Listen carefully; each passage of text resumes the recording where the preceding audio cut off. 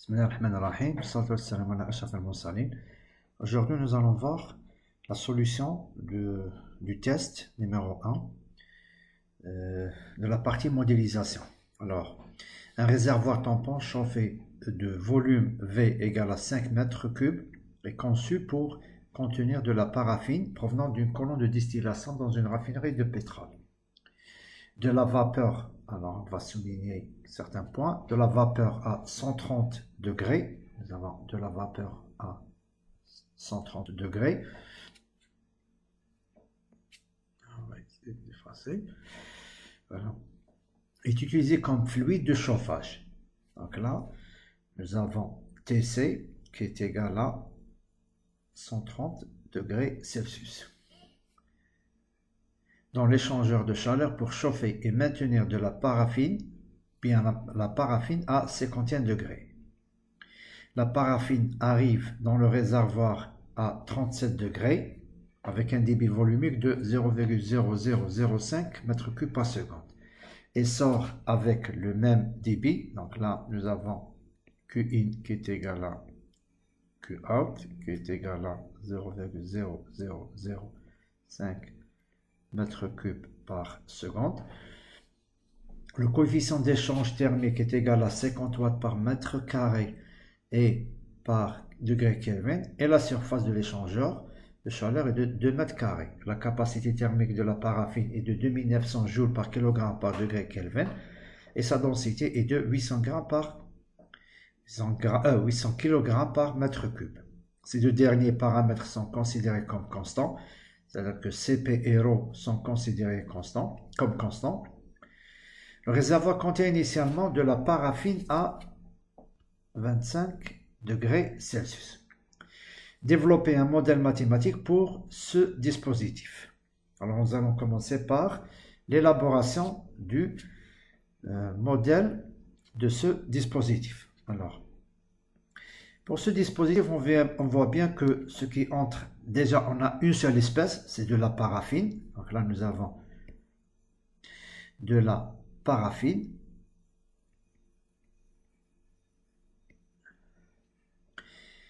Alors c'est une seule espèce, et l'entrée égale à sortie. Donc là on peut passer directement au bilan enthalpique ou bien bilan énergétique sans passer par le calcul de l'écriture du bilan de matière. Alors on va écrire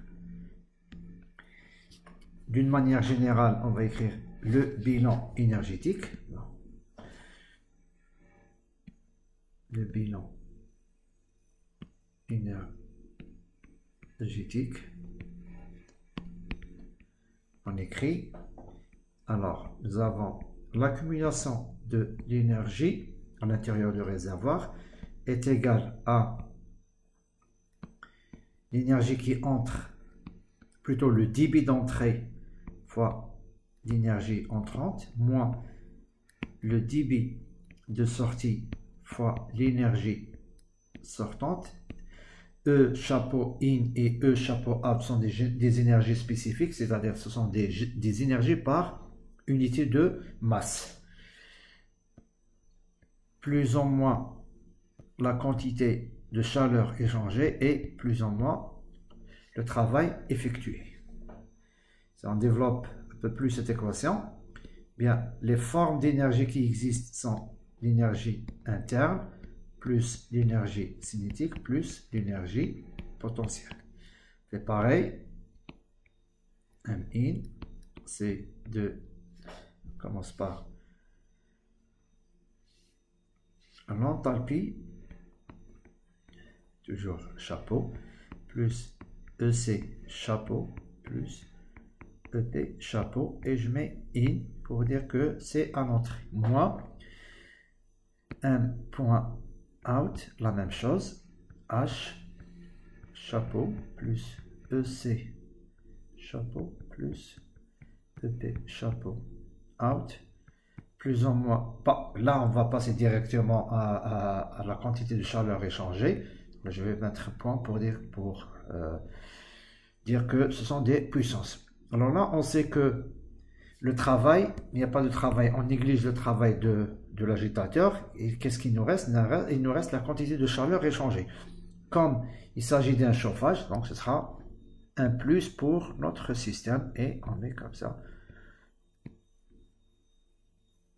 Plus la quantité de chaleur par chauffage.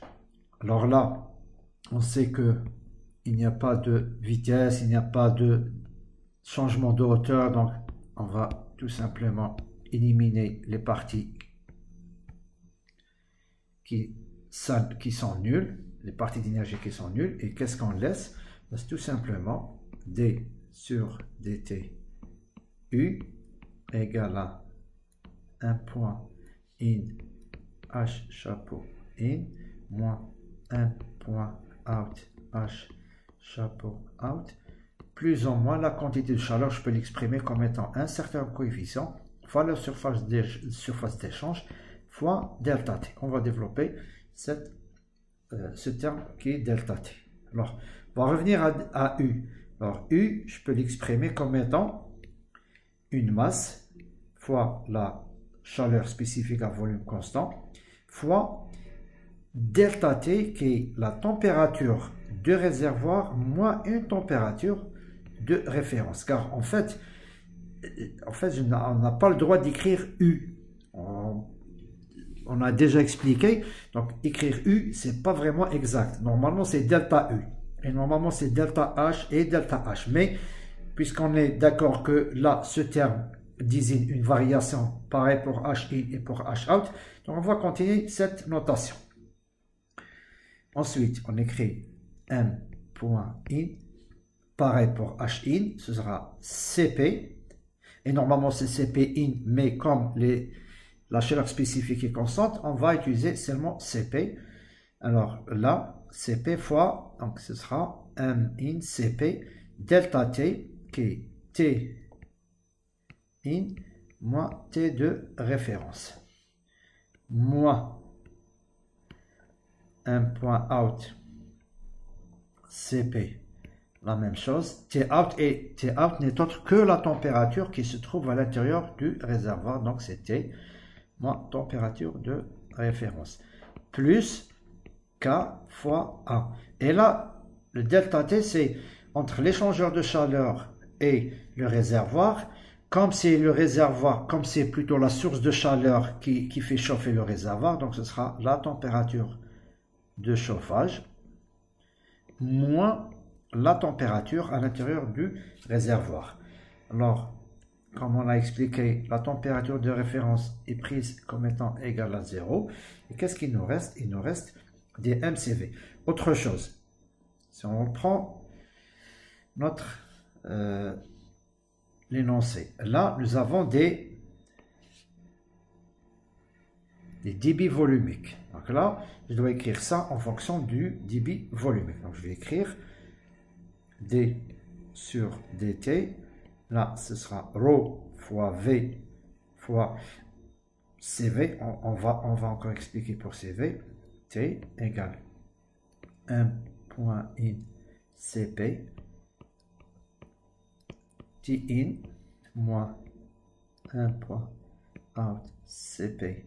La même chose ici, la même chose, alors là on va écrire les débits massiques en fonction des débits volumiques. On va écrire ρ Q point in. Alors là c'est noté Q, d'accord, directement Q sans point,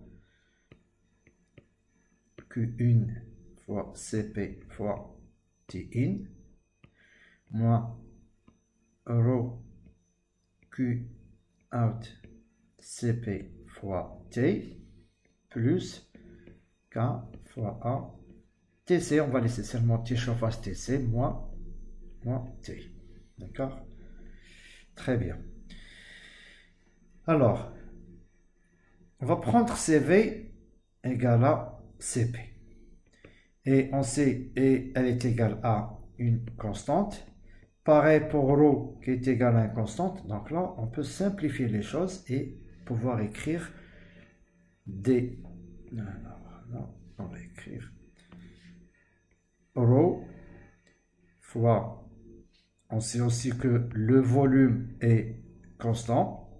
Donc ρ fois Cp fois V dt sur dt égale ρ Q1 Cp T1 moins ρ Qout qui est égal aussi à Q1 Cp fois T plus Ka fois Tc moins K fois A fois T. Et là, on va commencer par simplifier. On va écrire tout simplement que dt sur dt égale. Alors là, on aura ρ CPV et là, ρ, donc on aura Q in sur V T in moins ρ CP va se simplifier. Qu'est-ce qui reste? Q out T sur V. Et là, on aura K1 fois T, le tout sur ρ Cp fois V. Alors là, c'est TC. Attendez, là, c'est TC. T chauffage. Moins K fois A fois T sur ρ Cp fois V. On va essayer maintenant de mettre les termes qui sont connus ensemble. Alors, on va écrire dt sur dt égale à combien? Alors, on aura Q in fois T in sur V plus K fois A fois TC sur ρ fois Cp fois V. Donc, ce terme-là, alors toutes ces grandeurs sont connues. Maintenant, on va mettre un signe moins et on va mettre comme ça. On va commencer par Q out sur V, Q out qui est égal à Q in. Puisque on va la laisser, ensuite on va changer. Alors, qu'est-ce qui reste? Plus K fois A sur ρ fois Cp fois V, le tout fois T. D'accord? Donc là, qu'est-ce qu'on a? On va, pour simplifier, on va prendre ça comme étant égal à alpha. Et ça, on va le prendre comme étant à bêta. Donc, on va écrire que alpha égale à Q1 T1 pardon, sur V, plus K fois A fois TC sur ρ Cp fois V et bêta égale à Q out sur V plus K fois A sur ρ Cp fois V. On va prendre une nouvelle page. Donc là, on aura dt sur dt égale à alpha moins bêta fois t. On va vérifier. C'est alpha moins bêta fois t. OK. Donc pour pouvoir déterminer t, on doit intégrer cette expression. Donc là, dt sur alpha moins bêta t égale à dt. Là, c'est une intégrale qui est assez simple. Donc si on multiplie et on divise par moins bêta, on obtient ça. dt. Alors si on fait une intégrale et si on fait une intégrale, donc là on va voir ça. On va voir moins bien 1 moins 1 sur bêta ou bien 1 sur moins bêta, peu importe, c'est la même chose. Bêta dt sur alpha moins bêta t, l'intégrale de dt. Et là, on constate que moins bêta n'est autre que la dérivée de alpha moins bêta. Donc, finalement, si on l'intègre, on aura ln de alpha moins bêta t entre t0 et t, et là, moins bêta fois t. Avec t0 qui est égal à 25 degrés Celsius, c'est une donnée, l'exercice. On va venir ici, on va écrire ça. ln de alpha moins bêta t moins ln de alpha moins bêta fois t0. On va écrire comme ça.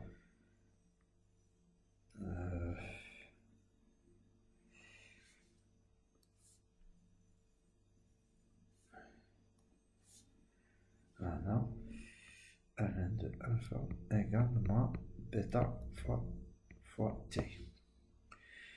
On va encore simplifier. ln de A moins ln de B, c'est ln de A sur B. Donc là, on va écrire ln de alpha moins bêta t sur alpha moins bêta t 0 égale moins bêta t. Donc si on introduit l'exponentielle, on aboutit à cette expression alpha moins bêta t sur alpha moins bêta t point 0 égale exponentielle moins bêta de t. Et là, on peut écrire que alpha moins bêta t égale à alpha moins bêta t0 exponentielle moins bêta de t. On va encore simplifier et on aura t qui sera égal à alpha moins bêta t0 exponentielle moins bêta de t sur combien? Sur bêta. On va voir si on n'a pas fait d'erreur. On va vérifier. Alors là, c'est t alpha moins bêta t0 exponentielle moins bêta de t sur, voilà, donc pour l'expression de t. Sinon, on va faire une application numérique. Alors pour l'application numérique, alors qu'est-ce qu'on a? On a, alors où est-ce qu'il est l'énoncé? Voilà. Alors on a Qin qui est égal à Qout égale à 0,0005 mètres cubes par seconde. On a Tin qui est égal à 37 degrés Celsius. On a le coefficient global d'échange qui est égal à 50. Alors, on a dit combien? 50, voilà, 50 watts par mètre carré par degré K. On a ρ qui est égal à 800 kg par mètre cube. On a Cp qui est égal à 2900 joules par kilogramme et par degré Kelvin. On va vérifier. Voilà, c'est ça. On a aussi la surface d'échange qui est de 2 mètres carrés. Et on a le volume du réservoir qui est de 5 mètres cubes. Donc voilà les données, bien sûr. Pour les exercices, j'ai donné deux variantes. Alors TC, T de chauffage, égale à 130 degrés Celsius et un TC de 270. Je crois 277. On va prendre 277 et on va voir la différence. Alors, on va essayer de prendre une nouvelle page. Maintenant, pour alpha, alors on va calculer alpha. Alors, alpha qui est égal à alpha.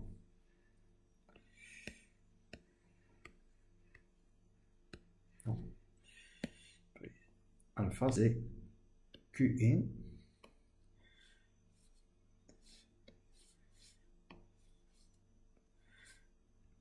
alpha égale à Qin sur V fois Tin plus K fois A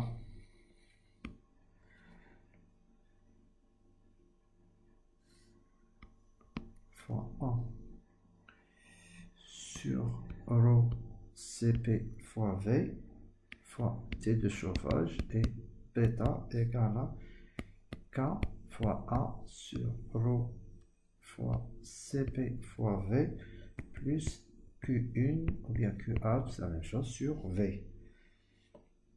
Alors si on prend TC égale à 130 degrés Celsius, on obtient alpha égale à 4,8207 10 puissance moins 3 et un bêta de combien? De 1,086 de 10 puissance moins 4. D'accord? Maintenant, qu'est-ce qu'on a? On a T qui est égal à alpha. Alors, T c'est alpha. C'est alpha moins bêta T0 qui est 25. Exponentielle moins bêta de T sur combien? Sur bêta. Sur bêta. D'accord? On va essayer de vérifier. On va prendre la calculatrice et on va vérifier. Maintenant, ça c'est... Voilà, donc ça c'est T de T. Alors, on vous demande de calculer la température à T égale 3000 à 36 000 secondes. Donc là, tout ce qu'on aura à faire, c'est de remplacer T par sa valeur, là par 25 degrés. Et on trouve une valeur, on va prendre on va calculer par la suite en utilisant MATLAB. Maintenant, donc là, vous trouvez une valeur. On va essayer de voir la valeur qu'on trouve après. Lorsque TC est égal à 277 degrés Celsius, on fait la même chose.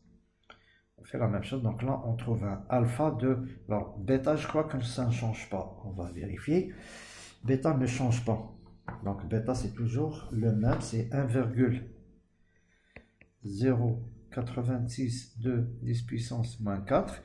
Et alpha prend la valeur de combien? De 6,0879 10 puissance moins 3. Pardon, là c'est moins 3. Ok, très bien. Là aussi on peut vérifier, on peut toujours calculer la valeur de T à 36 000 secondes. D'accord? On va voir combien on trouve. Maintenant, si on essaie de voir la question, est-ce que TC égale 130 degrés Celsius ou bien TC égale à 277 degrés Celsius, est-ce que c'est la même chose? Alors, si je prends TC 130 degrés Celsius, on voit bien que lorsque T tend vers l'infini, ce terme tend vers 0, et qu'est-ce qu'il nous reste? Alors, T infini sera égal à alpha sur bêta. Alors, si je fais le calcul pour 130 degrés, alpha égale à combien? Alpha égale à 4,82 0,7 que je vais diviser par 0,1, 0,86 et on trouve que ça tend vers, donc là ça tend vers une valeur de 44, à peu près 4 degrés Celsius. Donc, si j'applique une température de chauffage, de 130 degrés Celsius, je ne vais jamais atteindre la température de 51 degrés. Donc, T égale 51 ne sera jamais atteinte. Parce que là, on a remplacé T par l'infini. Lorsque T tend vers l'infini, le temps tend vers l'infini, la température va tendre vers alpha sur bêta. Et si on fait alpha sur bêta, on trouve 44 degrés Celsius. C'est-à-dire que cette température est insuffisante. Maintenant, si on calcule pour ce terme, donc température infinie, j'ai comme ça, infini, on aura combien? On aura 6,0879 divisé par 0,10,862. Et là, on trouve combien? On trouve 56 à peu près, combien? 56,05 degrés Celsius. Donc, voilà. Donc là, si j'applique une température de chauffage de 277, là, je vais pouvoir atteindre, donc là, on peut atteindre, même dépasser les 51 degrés Celsius. Donc, voilà pour la solution de l'exercice. Je vais ensuite, donc plutôt tout de suite, je vais essayer d'arrêter la vidéo et de faire une autre pour vous montrer comment on peut calculer, comment on peut faire ça avec MATLAB. Voilà, merci pour votre attention.